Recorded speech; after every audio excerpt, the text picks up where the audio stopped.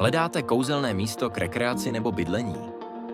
V Mařenicích v Libereckém kraji nabízíme k prodeji krásnou roubenou chalupu, umístěnou na pozemku o ploše 739 metrů čtverečních. Na užitné ploše 208 metrů čtverečních je nyní ubytování o dispozici 3+KK s klasickým venkovským charakterem.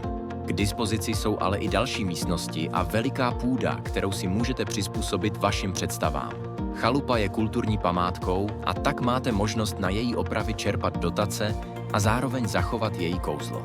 Na veliké zahradě si navíc můžete vybudovat pergolu, grill nebo i bazén.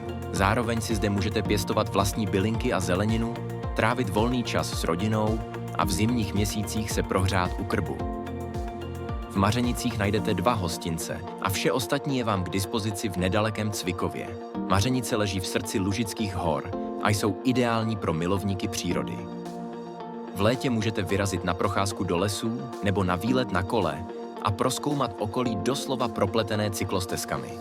V zimě si zase užijete lyžování a především běžky po příjemně rovinatých trasách. Vyberte si svůj kousek ráje v horách. Neváhejte a přijeďte se na chalupu podívat. Pro více informací mě kontaktujte.